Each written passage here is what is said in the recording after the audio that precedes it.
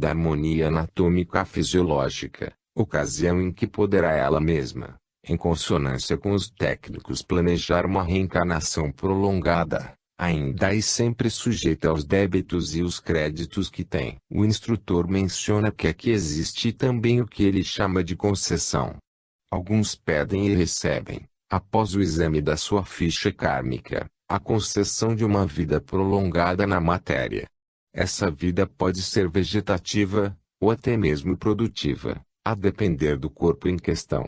Todavia, um suicida não consegue subtrair-se dos traumas mentais que o obsidiam, nem das cobranças da consciência a exigir reparos para com a lei. Caso ele se fortaleça na prece e no trabalho de renovação espiritual, terá sempre forças para superar a provação, que forçosamente repetirá na encarnação em pauta, um drama semelhante ao que lhe faliu.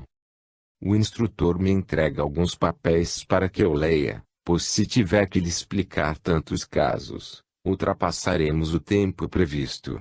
Vou apenas ler o que se encontra nessa página. Algumas doenças apresentadas no futuro corpo carnal dos suicidas, conforme o gênero de suicídio escolhido.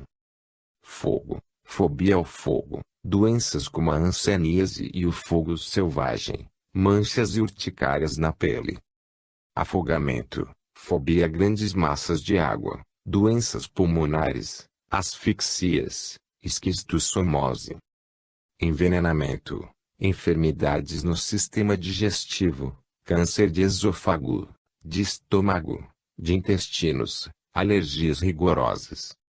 Enforcamento, doenças nervosas, enfermidades na coluna, dificuldades na fala, doenças respiratórias. Tiro no peito, doenças ligadas ao sistema circulatório, deformação torácica, corpo sujeito a hemorragias e abalos nervosos. Tiro no ouvido, deficiência mental, surdez, cegueira, dificuldade de aprendizagem, deformações cranianas e cerebrais. Explosão, mortes prematuras para regeneração perispiritual, natimorto, mutilações generalizadas, hidrocefalia, vida vegetativa. Apenas li a mensagem que ele me trouxe. Pede que você analise a conveniência ou não de divulgá-la. Capítulo 54. Conclusão. Eis que chegamos ao fim do trabalho, com o pensamento firme de que é preciso continuar. O movimento é o que caracteriza a vida. Adotar a inércia como paradigma, jamais. Se tivéssemos que resumir o que dissemos na segunda parte desse trabalho, lembraríamos que toda e qualquer modelagem perispiritual é, em última instância, promovida pelo espírito que dela necessita, sendo a grande variedade de técnicas descritas e utilizadas pelos cientistas espirituais, métodos indutores para que ele tenha condições de se automodelar. O conhecimento, neste campo, exige trabalho exaustivo, tal como o garimpeiro procede na remoção de montanhas de cascalho para encontrar uma pepita de ouro. Mas, como lembrou Jesus, o troféu para quem persegue e adquire o conhecimento da verdade é a liberdade. Foram anos de pesquisa e convivência com nossos amigos e instrutores espirituais, a quem devemos a elaboração deste compêndio, no qual apenas participamos como aprendiz. O verdadeiro mérito cabe a esses dedicados mestres, que adotando-nos como seus alunos, nos levaram às mais longínquas e bizarras regiões do espaço, onde um evento pudesse significar ensinamento para as questões que formulávamos. Ignorando nossas imperfeições, não perdiam oportunidade em incentivar-nos para as virtudes evangélicas, notadamente a vigilância e a oração, o estudo doutrinário e a sua aplicação prática, como normas a serem observadas por bons aprendizes. Vasculhamos com eles nesses anos, à procura de exemplos práticos para modular nossa teoria à realidade palpável do mundo espiritual, numerosas colônias, universidades, hospitais, laboratórios, cenários dantescos, pântanos trevosos, perigosos recintos situados no nosso plano e no deles. onde o ensinamento pudesse ser feito adequado às condições teoria e prática, lá estávamos nós, com a costumeira curiosidade. Pronunciamos centenas de vezes as interrogações, como e por quê, pois estas são as palavras mais frequentes entre os aprendizes das coisas e dos eventos do plano espiritual. Inútil tentar esboçar um agradecimento. Não saberíamos como fazê-lo, nem jamais eles nos exigiriam tal procedimento. No entanto, há centenas de irmãos que nos ajudaram nesta obra, seja de maneira direta ou indireta, desde o mais evoluído até o misério suicida que se fez objeto de estudo. Dizemo-lhes que Deus os recompense com a paz, salário do servo fiel. Cremos que a ideia de condensar ensinamentos sobre o perispírito foi alcançada, visto não termos a pretensão nem a competência de elaborar um tratado sobre o mesmo. Como convivemos com a imperfeição, sem com ela pactuarmos, nosso trabalho pode conter alguma falha, a qual atribuímos muito mais à nossa pessoa, por ocasião da interpretação e redação da ideia. Os médiuns que colaboraram na obra não são técnicos polivalentes para que pudessem argumentar sobre tantas faces da ciência. Possuem suas limitações como todos nós, mas nunca se mostraram ilhados na acomodação. Estudamos juntos, sofremos juntos, nós nos intrigávamos juntos diante de tantas sutilezas mostradas no perispírito. Ficamos felizes juntos com a conclusão da obra. O trabalho está terminado. Que apareçam os estudantes. O perispírito e suas modelações constituem assunto vastíssimo na pesquisa moral filosófica científica do espiritismo. Aquele que não sabe é como aquele que não vê, diz velho adágio popular. E aquele que não vê, sem um bom guia, pode cair no abismo. Deus seja louvado. Luiz Gonzaga Pinheiro. Glossário. Biologia. Angiospermas, árvores, fanerógamos, que apresentam flores.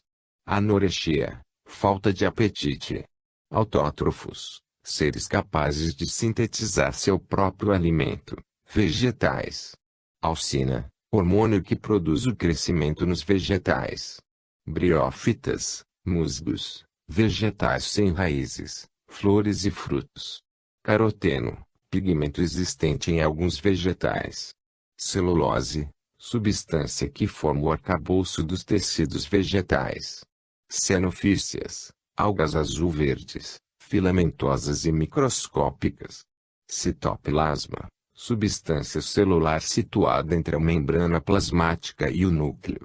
Clorofila, pigmento verde das folhas vegetais. Coanócitos, células com colarinho pertencentes às esponjas.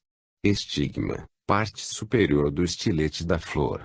Euglena, protozoário não parasita, que possui clorofila e autótrofo. Fanerógamos, vegetais superiores que possuem flores. Filóide, folha rudimentar. Flagelo, estrutura utilizada por bactérias e protozoários, na locomoção. Gimnospermas, árvores, fanerógamos, que não apresentam flores. Hifas, células longas dos fungos. Nastismos, movimentos de curvatura cuja direção independe da origem da excitação, mas da simetria interna do órgão que reage. Existentes nos vegetais. Protoplasma, a maior porção intercelular. Predador, animal que mata para se alimentar. Rizóide, estrutura de fixação que absorve água, raiz rudimentar. Sépia, espécie de bolsa com tinta semelhante ao nanquim, com a qual o polvo confunde os seus inimigos. Tropismo, movimentos de curvatura orientados em relação a um agente excitante, podendo ser negativo ou positivo. Existente nos vegetais. Vacúolo, cavidade que se forma na massa protoplasmática. Xantofila, substância amarelada que substitui a coloração verde das plantas. Química. Átomo, porção elementar da matéria.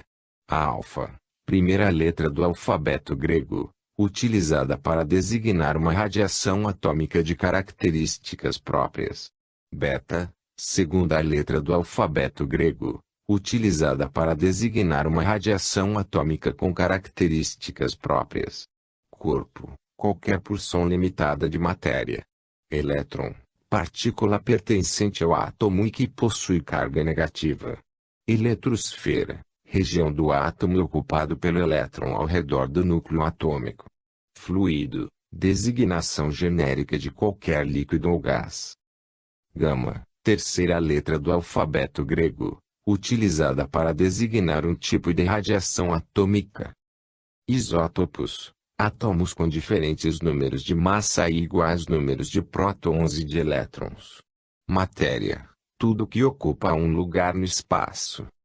Molécula, agrupamento de átomos formando a menor porção de uma substância, conservando todas as suas propriedades. Nêutron, partícula sem carga elétrica, pertencente ao núcleo do átomo. Núcleo, porção central do átomo. Neutrino, partícula eletricamente neutra e de carga desprezível. Número atômico, o número de prótons do núcleo de um átomo. Número de massa, soma do número de prótons com o número de nêutrons de um átomo. Orbital, região do espaço em que há maior probabilidade de encontrar um elétron. Próton, partícula pertencente ao átomo e que possui carga positiva. Radioatividade, propriedade que os núcleos atômicos instáveis possuem de emitirem partículas e radiações eletromagnéticas, para se transformarem em núcleos estáveis. Reação nuclear, reação em que altera o núcleo do átomo. Fim.